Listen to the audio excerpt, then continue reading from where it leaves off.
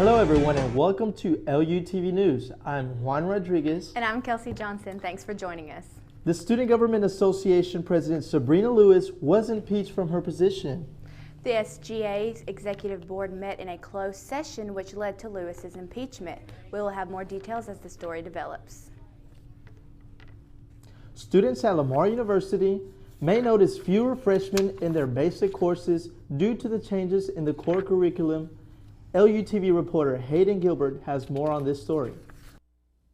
Students new to Lamar have something to smile about this semester. According to college administration, students are now only required to take 42 hours of basics instead of the previous 48. This took 6 hours out of the core and returned them to the departments for use in the major part of their degree. To most, this would sound like a great idea. To others, an unnecessary and potentially harmful change. Behind me is the Mays Building, where in the past students have come to take both their philosophy and literature courses. But as we can see, new students will be spending less time here. You used to take a literature and a philosophy. Now you are required to do a literature or a philosophy. The state is now requiring and continuing to require 6 hours of political science and 6 hours of history then, which is great then, but that's a lot of history and a lot of political science then, and now literature gets possibly 0. It seems the controversy surrounds English and philosophy's importance in the new core, and whether given the option, new students will seek these classes out.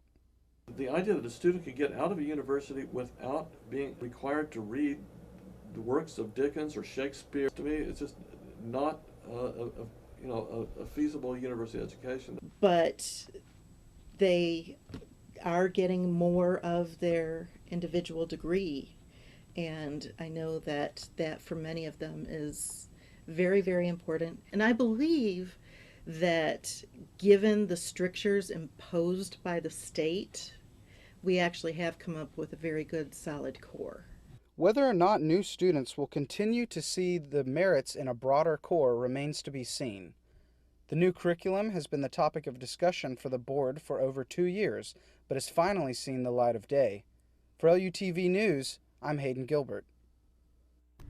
Over the next few weeks, Lamar students should notice a difference with the campus's Wi-Fi connection. LU's IT department on campus noticed a number of dead spots where students weren't able to connect to the internet. A wireless expansion has been in the works, but is now being implemented. Places like the Galloway Business Building, John Gray Library, and the Brooks Shivers Dining Hall are the first few buildings students should notice a change. It's been a little bit better in certain buildings, like in the library. I have better signal, and I'm able to connect like different devices at the same time. Beaumont has been called one of the saddest and fattest cities in America, but now Beaumont has a new title that could add to the list that many don't agree with. Let's take a look. NBC's long-running Saturday Night Live mentioned Beaumont in their skit entitled Weekend Update for being number 1. A new study shows that Beaumont, Texas is the least educated city in the country. Oh man, wait until they don't read about this. According to a Forbes study, Beaumont was rated number 1 out of 150 major cities as being the least educated in America. Dr. Stuart Wright, a sociology professor, explained how he believes this could have come about. We have lots of small towns and cities surrounding what you might call what we used to call the Golden Triangle, where you have pockets of poverty. But to say the city of Beaumont is the least educated city in America is a complete misnomer. The study, which was based on measuring metrics such as the quality of public schools and universities, the amount of doctors found in a city, and the percentage of adults 25 and up with bachelor's degrees. But Beaumont doesn't fall far behind the national average. According to the Census Bureau, adults 25 and up with bachelor's degree averaged 15.3% in Beaumont, while the national average was 17.9%. Lamar University students also had quite a bit to say. I gotta say that is false. That's pretty sad. That's adorable. I don't believe it was a very competent survey that they took, and didn't yield very factual results. Beaumont was not the only Texas city to be listed. Brownsville and McAllen also made the list.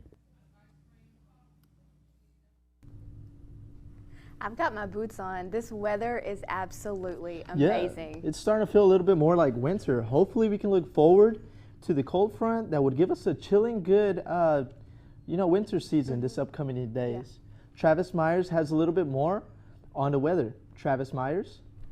Thank you, Juan and Kelsey. My name is Travis Myers with LUTV News, and this is your 5-day weather forecast, whether you like it or not.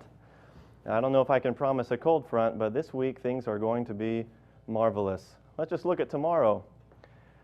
The sun will come out tomorrow. Bet your bottom dollar that tomorrow there'll be sun with a high of 83 and a low of 58.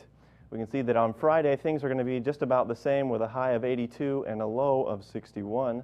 And on Saturday, the clouds are going to creep in and they're going to stay there for a few more days. I don't mind it. I burn easy. I need all the shade I can get. On Saturday, we're going to have a high of 83 and a low of 62. On Sunday, things are going to cool down a little bit. Don't get your Eskimo jackets or anything. It's only going to be about 3 degrees. 80 degrees is a high, 61 is a low. On Monday, not always my favorite day, but I think I might change my mind this week.